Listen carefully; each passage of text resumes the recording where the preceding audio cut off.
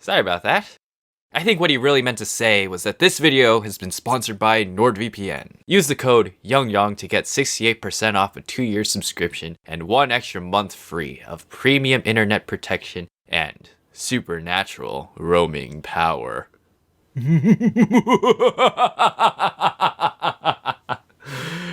am I doing?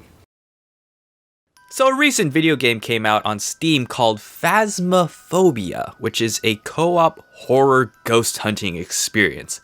And well, let's just say, experience is quite an understatement. I mean, based on the title alone, if you didn't have phasmophobia, an intense fear of ghosts, you probably will after playing this game. And no, don't mistake phasmophobia with phasmaphobia like I did at first. They're two very different things. And with one of them, I'm pretty sure not a lot of people have an intense fear of Phasma from Star Wars. Now, normally this is the kind of game that I would actively avoid, as if it was Steve. In fact, the thought wouldn't even come across my mind, because if you don't know by now, me and scary things, I'm a pretty weak person, alright? When you notice something strange in your neighborhood, who you gonna call? Not me, that's for sure. So, why am I telling you this? Because despite my fear of horror video games and my firm belief that there are plenty of other wholesome and fun things to do with friends, I still ended up playing it.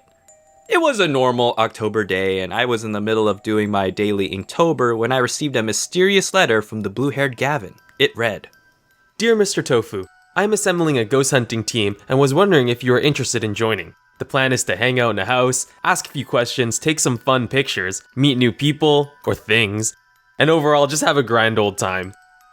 Although there is a possible chance of utter terror and gruesome death. What do you say? That doesn't sound very appealing to me because of, I don't know, the death part? Well, let's see, what does this last line say? P.S. By the time you finish reading the sentence, we have already kidnapped you and we are en route to our first location. Wait, what? Hey, John! Glad you could join us. So yeah, that's obviously what happened. There's no need to question it. It just happened to be that they were able to leave their countries, enter the United States amidst the raging pandemic, kidnap me just so that we can go hunting for ghosts.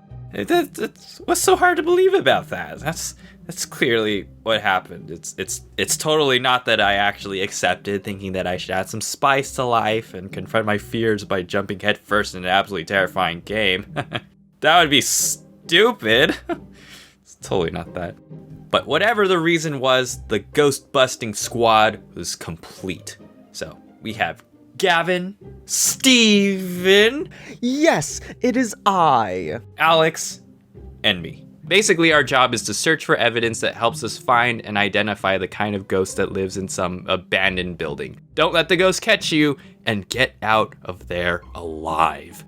Those last two objectives definitely made me very nervous, but honestly, if I was a ghost that had to live in some run-down, godforsaken dump for a house, and then some rowdy meddling kids barged in uninvited, yeah, I think I'd be pretty pissed too. Anyways, we roll up to the first location in our mystery machine, and we arm ourselves with the standard ghost hunting necessities like cameras, flashlights, UV lights, an EMF reader, a spirit box, and a book for the ghost to draw pictures in when it's bored. And when we were all ready, it was time for us to head inside and find the ghost, whose name was none other than Donald Thomas. Donald Thomas. Yep, that's the name.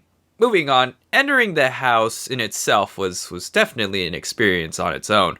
You take one step and you are welcomed with,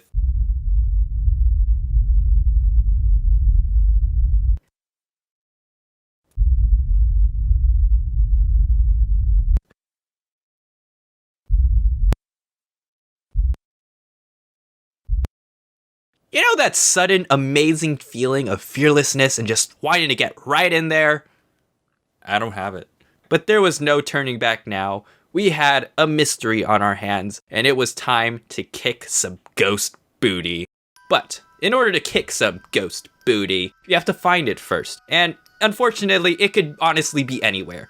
This is the part where going through the tutorials and doing more research would have helped us figure out how to go about this, but everyone else, not me, just wanted to get right in there, skip the tutorials, and get their hands dirty. So, naturally, the things that we would have learned not to do We did.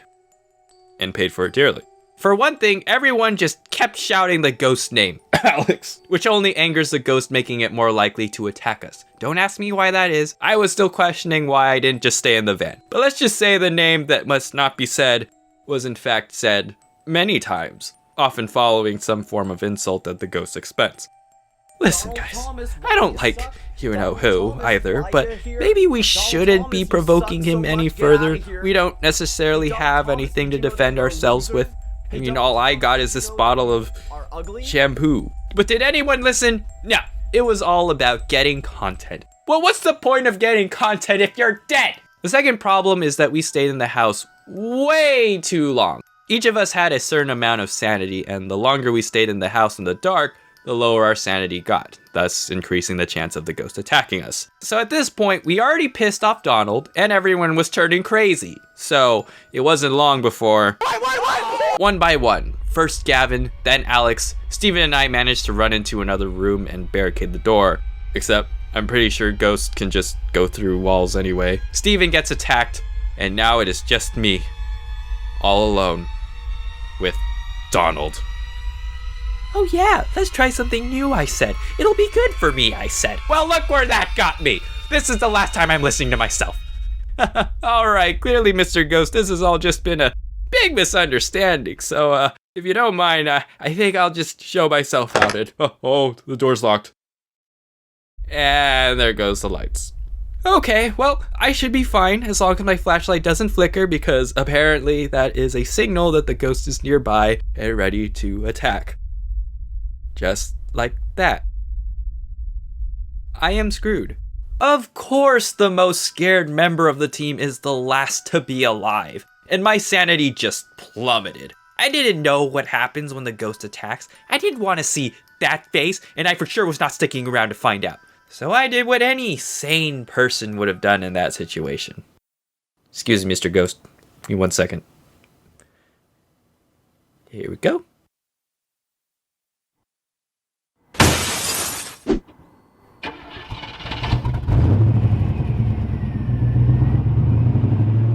I paused and I quit the game. That was rough. And I seriously cannot believe that was only amateur level difficulty. Like, I must have lost like 1,000 to 10,000 years off my life from that one experience. So after that utter failure, everyone that died was Monster Reborn back to life, and we were back on the road to the next location. Because unfortunately, we didn't make any money from that job. This is just my observation, but this profession of ghost hunting definitely does not pay enough. Maybe it's because it's early on and we still suck, but I'm just saying, the amount of risk that we put in, getting paid like $50 per job is not worth the stress and anxiety. And also risking our lives. That's pretty big too. Anyways, nothing too different happened on our next jobs. We had to deal with an entitled ghost named Karen. I'm pretty sure the other location was just Tabs' house. And Tabs was there. And yeah, basically they all followed the same timeline. We would overstay, our sanity would get to like 0%, and then Alex would piss off the ghost and die first. Oh no! Alex died!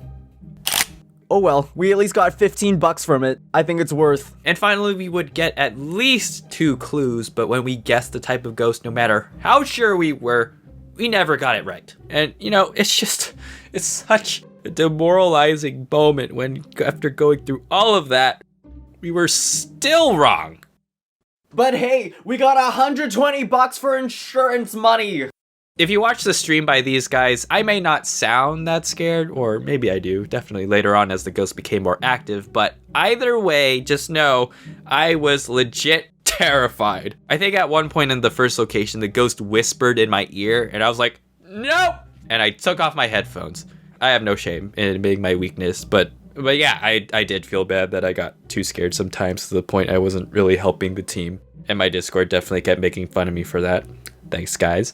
And yet, despite all of that, even though I was glad that I was done and didn't have to play that game ever again, and the fact that I still have some minor paranoia when I walk around in the dark, part of me felt unsatisfied, haunted by the fact that we never correctly identified a ghost.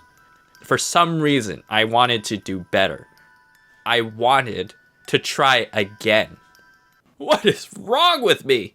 Oh, yeah, let's not answer that question. But that also did get me wondering, how the heck do other people enjoy these kinds of things? Do they even get scared? And so then I watched some hardcore gamers play it, and I learned some very valuable things. Basically, yes, overall the game is very scary, and it might not have been the best first game for me to try to conquer my fear of horror video games, but as long as I remind myself to make the most of it and just have fun, that it's just a game, that there's no real ghosts around me in my well-lit room with my soothing scented candle spiced apple toddy from Bath & Body Works, I should be fine. And soon I found myself back on the road, ready to take on some ghosts. I still get very scared, but you know what? That is okay, because then we can all be scared together. And isn't that what friendship is all about? Lastly, if you do end up playing Phasmaphobia and get too scared, well, don't worry, because I found a very neat and effective trick to cope with that. Just stay in the van. Okay, so chances are in real life you probably won't have to worry about a ghost attacking you, but there are other invisible and unfriendly threats to your internet. Well, fear no more with the sponsor of this video, NordVPN. NordVPN is like your crucifix and smudge stick to ward off the bad stuffs and protect your internet. Aw, that K-pop song is blocked in your country? What? That show or movie isn't available on your Netflix? Well, shut up, because using NordVPN encrypts your browsing activity so you're basically a ghost and can do whatever virtual roaming you want. At the touch of a button, NordVPN gives you access to their high-speed servers in over 60 countries. So if you're stuck in the US, then you can check out Canadian Netflix and see how awesome it is. And if you're in Canada, I don't know, I guess you could check out American Netflix and just see how bad it is and be grateful for the one you have. Gratitude, people! But then again, you don't have to make that choice because with NordVPN, you have access to all the Netflixes. So what are you waiting for? Go to nordvpn.com/youngyoung and then use the code youngyoung, that's me, to receive 68% off a 2-year plan plus an additional month for free. It's so easy. The links will be in the description below. Thank you to NordVPN for once again sponsoring this video. Stay safe, everyone, and stay young.